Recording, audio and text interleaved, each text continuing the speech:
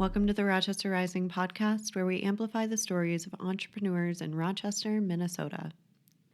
Thank you for spending some time with us today to learn more about small business and the culture of entrepreneurship in Rochester. We hope that you learned something today from a local entrepreneur that can help you with your own journey. Rochester Rising is a part of Collider, a Rochester-based nonprofit that activates, connects, and empowers early-stage entrepreneurs in our community.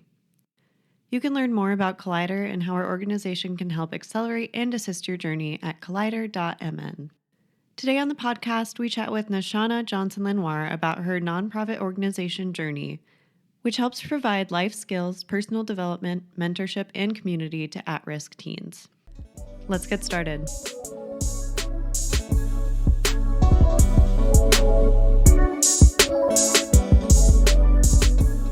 Welcome, Nashauna. Thank you for being here with me today. Thank you for having me. I appreciate being here. Yeah, absolutely.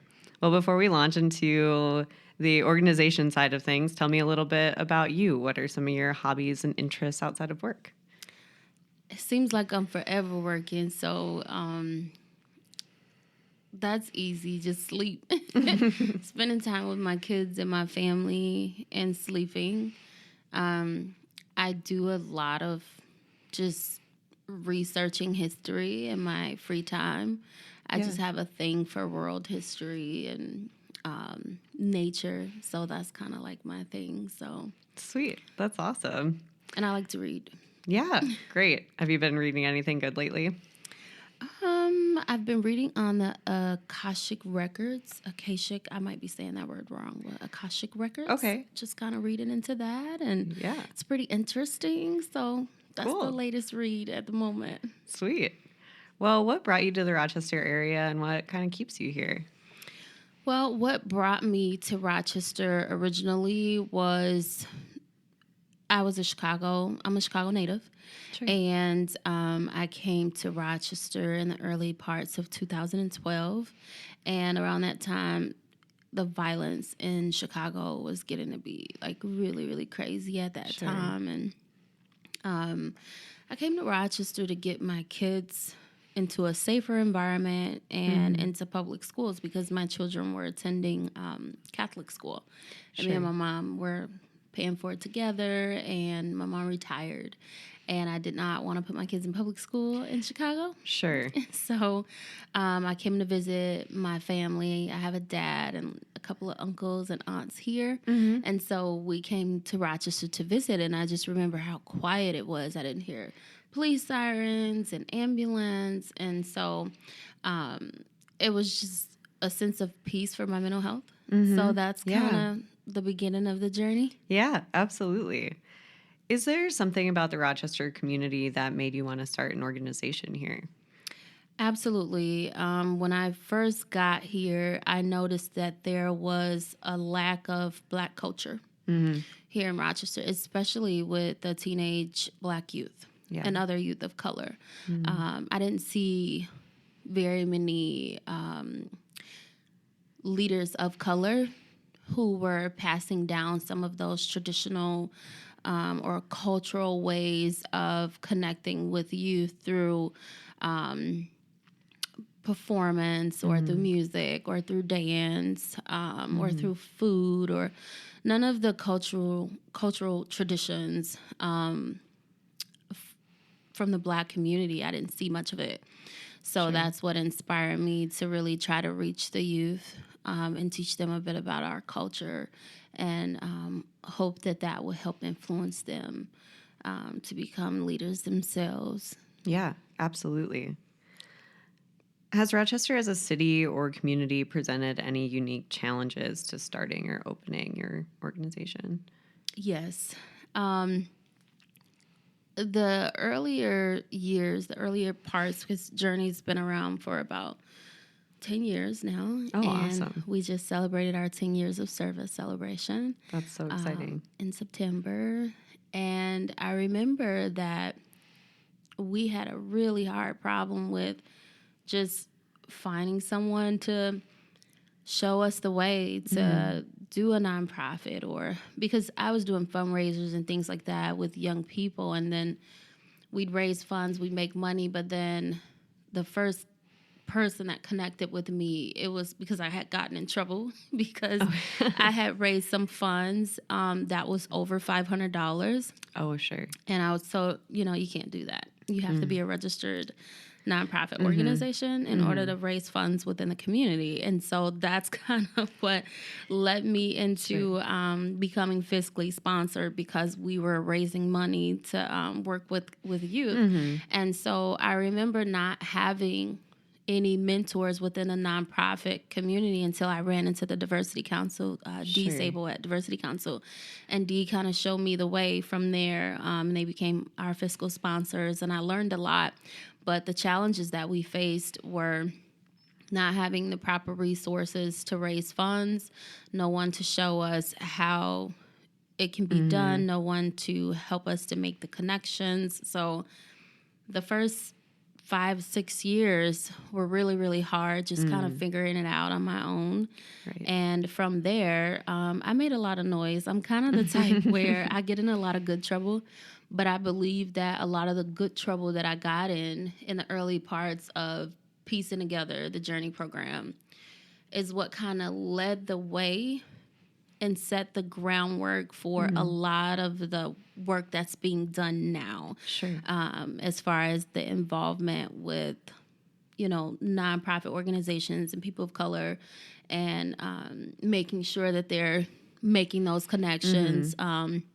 I really had to put myself out there to make that noise. I made a lot of frenemies. Yeah. But from what I'm seeing with the work that's being done here at Collider and other places, it really looks like Rochester has did a somewhat of a 360, and they're hearing the needs, and they're they're doing a really good job at providing those needs to organizations of color and those connections. So I'm really proud of that.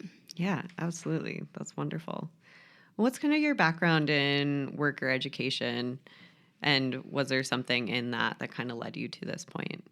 Well, my background in work when it comes to youth has always been I've been an activist, a community activist since I was a child growing up in the foster care system. So I was kind of like the poster kid for my foster care organization called You Can.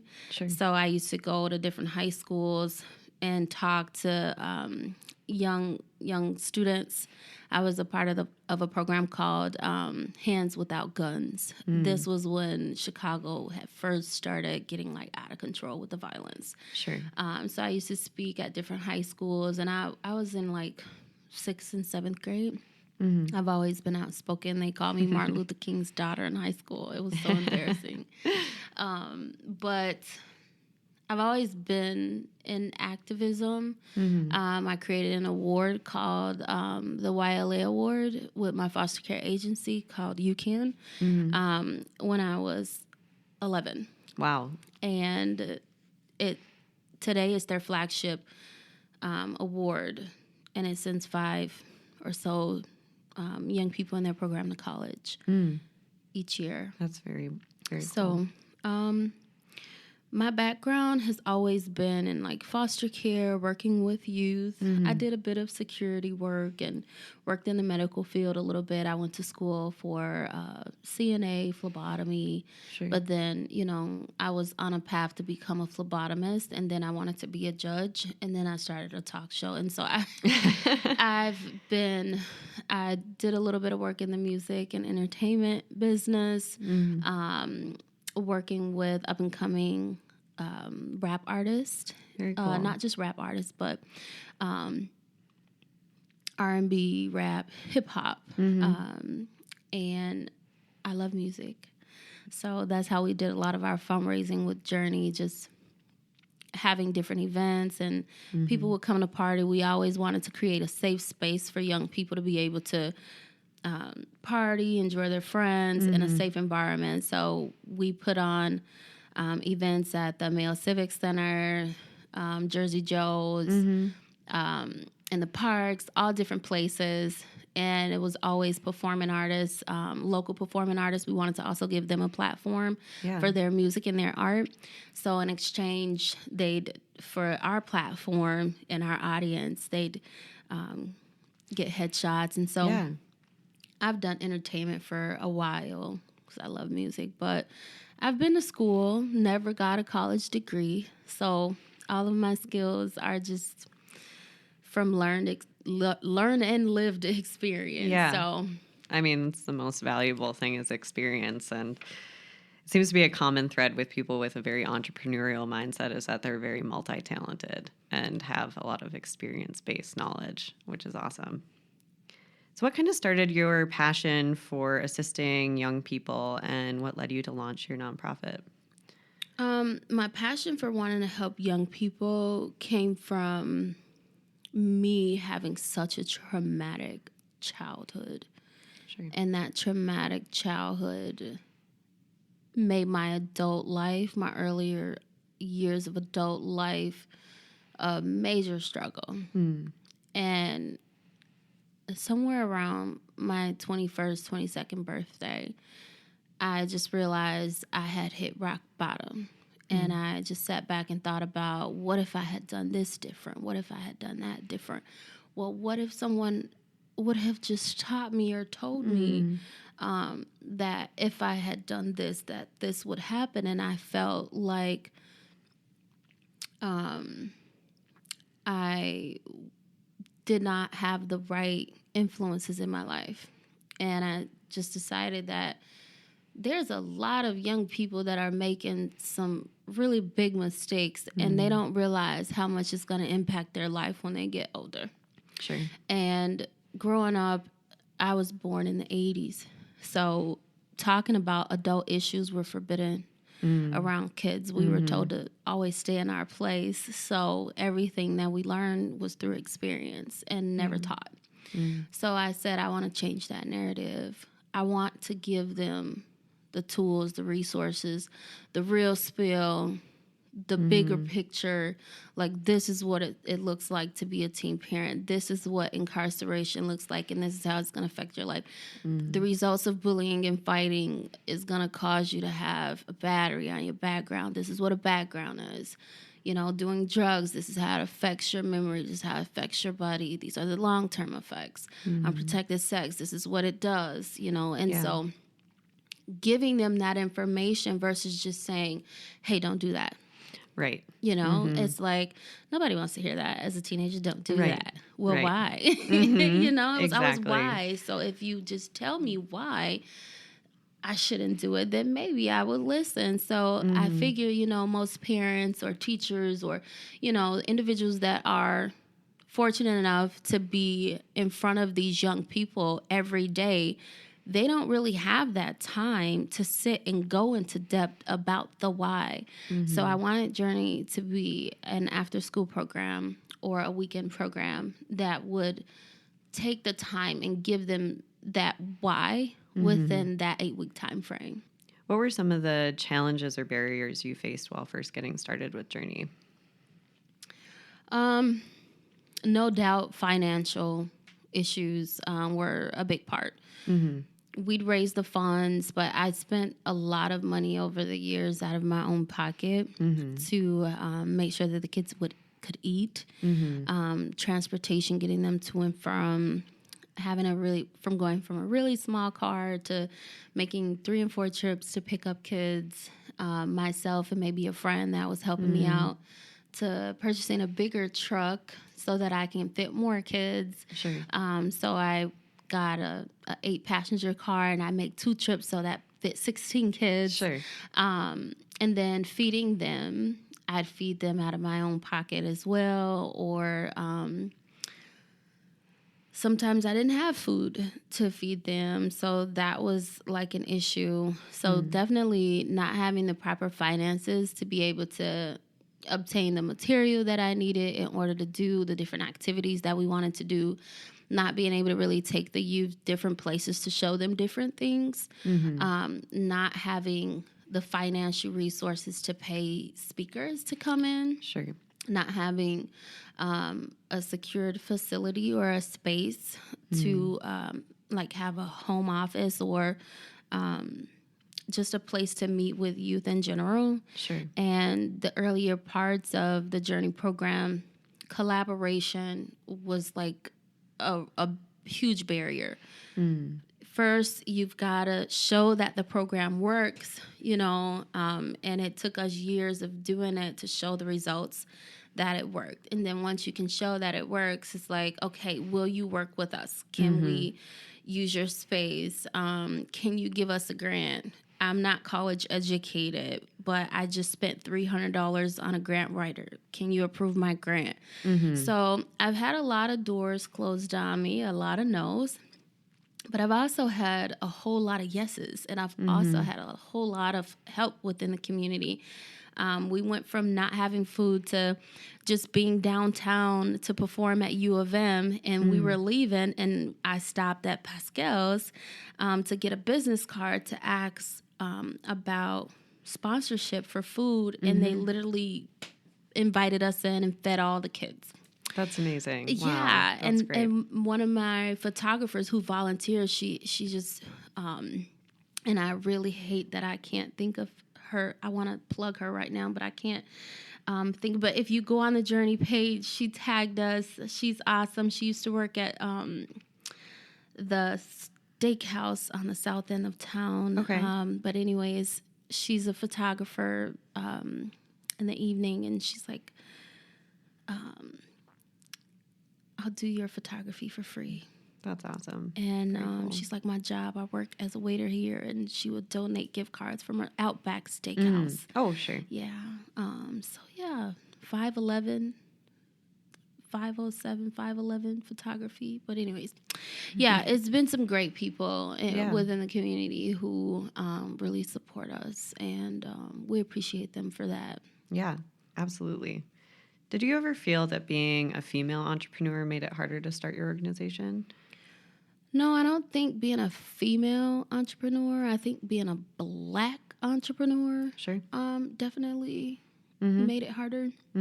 I see a lot of women entrepreneurs that are doing really great. So I don't think it's a lot of women in dominating positions here. Look at our mayor. Yeah, absolutely. There's a lot of women, especially at Mayo Clinic. There's a lot of female leaders. I think being a Black leader of a community organization and being a woman makes it more difficult for me because there's obviously a few Black male leaders in the entrepreneur community, but being a Black female leader within the community definitely makes it harder for me. Sure. So tell me a little bit about your client experience or kind of any kids that come in and interact with your organization. What should people expect when they're utilizing your services? Okay, so this is the part where I get excited. I love all the kids that we work with in Journie. And they make me smile. That's why I'm smiling so big, because I see my younger self in a lot of them. Journie tend to work with a lot of at-risk youth who are either in foster care, youth who have dropped out of school, or youth who are like suffering in school academically, youth who have substance abuse or mental health disabilities, runaways, things like that, or teen parents. Sure. And I see myself in so many of these young people and their characteristic traits. To most people, like the average human being would be like, oh my God, this kid. And then I sit back and I look at them and I say, well, I wonder if the change is going to happen at the 4th week, the 1st week, the 8th week, maybe not until later in life, but, and that's how I see them. I see the potential in them when I first meet them. It's just a gift that was given to me. And the thing about it is, if you really get to know them and know their story first before prejudging them, then that gives you the why. Yeah. And you'll better understand why they are like they are, because of some of the things that they've been through, or because of the lack of having the proper resources or the proper influences around them. So my client experience with young people, there's not a single kid that's been in the Journey program that I'm not still in contact with till today. That's amazing. That's really cool. There's not one. They all keep in contact with me, or I keep in contact with them.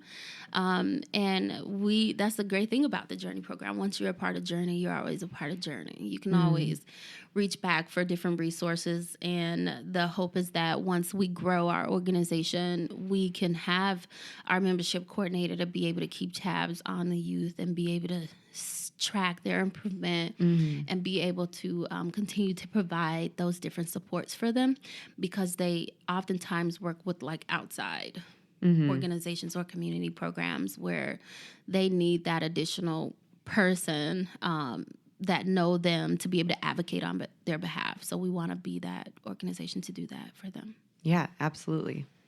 So what do you find most rewarding about your work with Journey? The most rewarding part about the work that I do at Journey for me personally is that it's therapy for me. I suffer from severe anxiety disorder.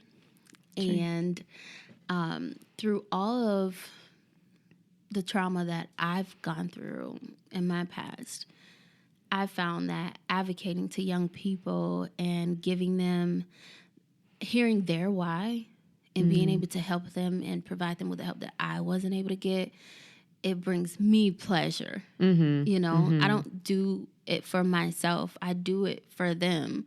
Right. But in turn, it helps me internally to be able to know that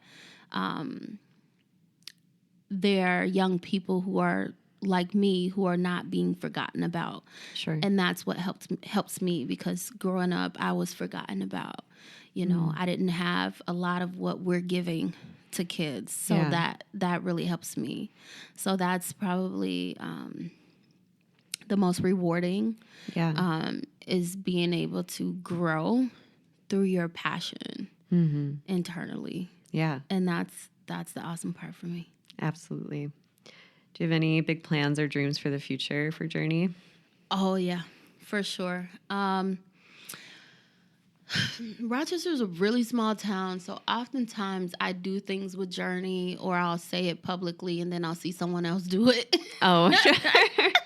It's okay, because it's all great ideas and we all need to work together. But as of right now, the plan is to run Journey as an after-school program for middle school and high school students. Every other month or each semester, have a different group of students. The goal is to have our program being ran in all 4 high schools. Oh, very cool. That's awesome. Yeah. And another goal is to open up the Journey home. I grew up in group homes and foster homes my entire life, so I always wanted to be able to provide a home for at-risk youth who don't have anywhere to go. And growing up in foster care and growing up in group homes and group home settings, and I like to call myself sometimes a system baby. And that's probably why I'm able to achieve such success with my organization without having that college experience, because I had it as a lived experience. I was there. I know how it works, and I know what worked, what didn't work.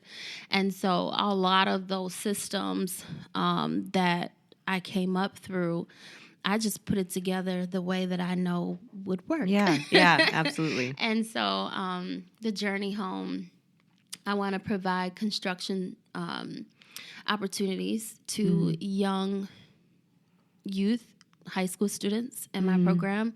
I want us to have house donated to us. A spirit told me somebody was going to donate us a house, and that we're going to work with the construction companies to provide a program where they can get hands-on experience on how to build, how to paint, how to do drywall, how to install sinks and pipes and different things like that through a partnership with a construction company, where we will build our own Journey home. And that home will be a place where Olmsted County Department of Children and Family Services can be able to send youth of color when there are no placements available for them versus sending them to like a shelter, Sure.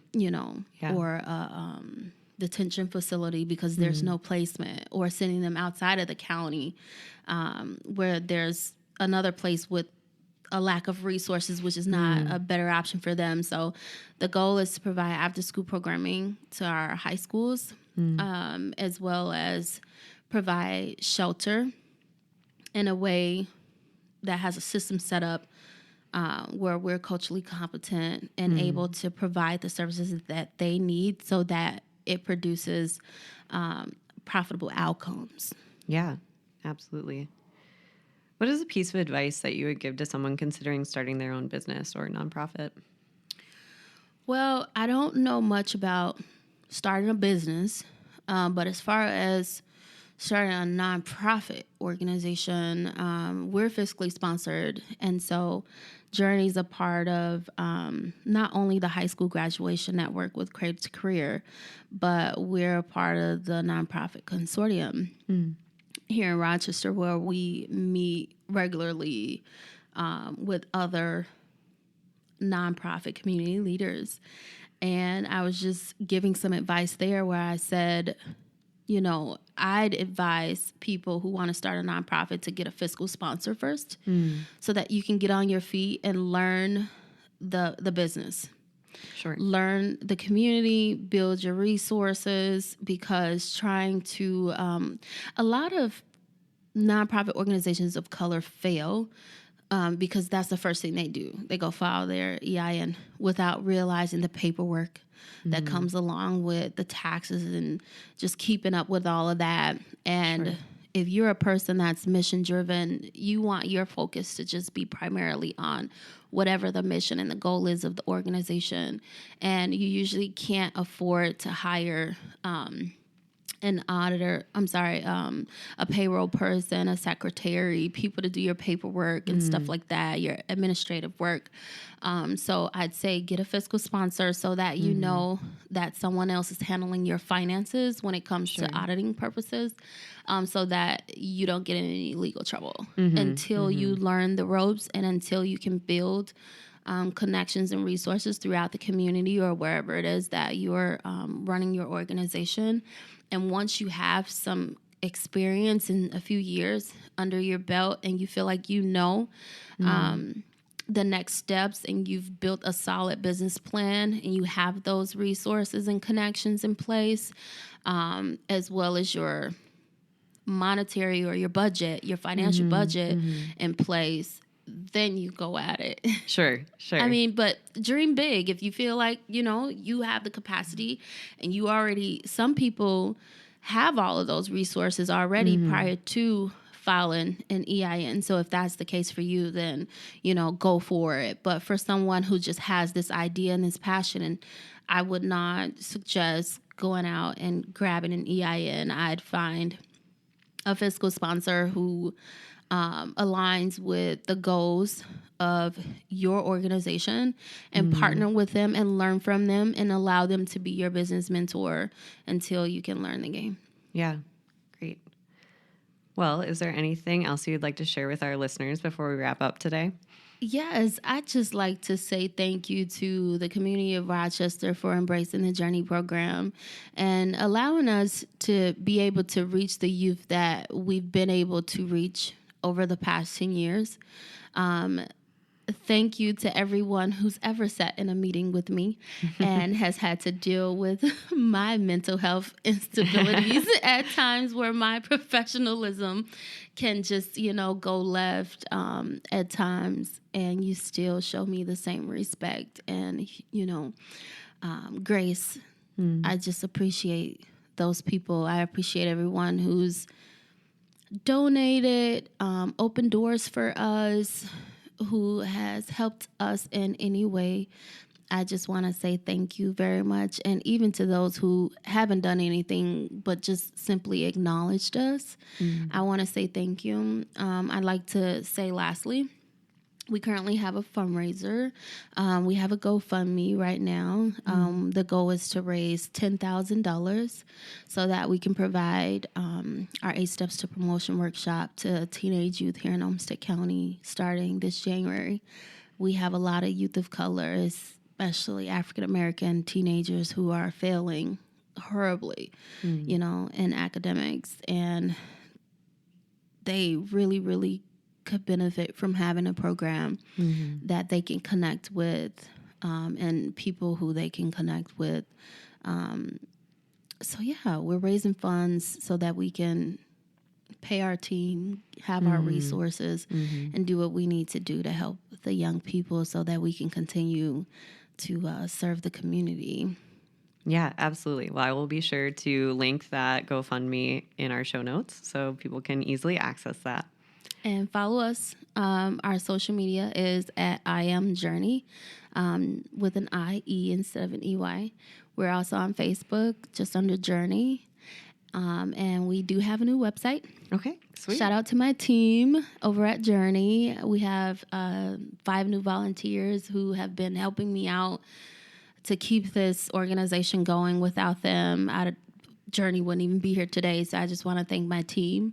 I'd like to thank Nerd Butler, Levi from Nerd Butler, for donating his time by helping the Journey program update our website. Awesome. You guys go check it out at www.journeyproject.org.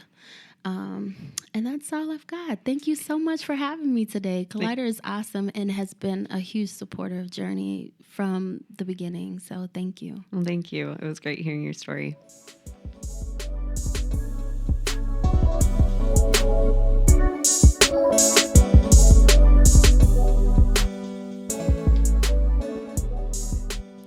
Thanks so much to Nashauna for sharing her story.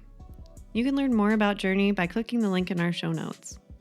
And thank you for tuning into the podcast today. We are so appreciative of your time spent listening and of your support of our work here at Collider. If you know an entrepreneur who would benefit from the conversation today, please share this podcast with them so that they can benefit from the experience of other business owners in the community. We launched Rochester Rising in 2016 to tell stories of entrepreneurship taking place within the city of Rochester, especially stories that otherwise would not have been told, and to take the time to understand each entrepreneur and what their experience has been like in this community. If you find value in this podcast, please consider donating and lending support to Collider's efforts to share the stories of Rochester entrepreneurs and inspire others on their journey. You can find more information about our tip jar and how to donate in our show notes. Thanks again for tuning into the Rochester Rising podcast.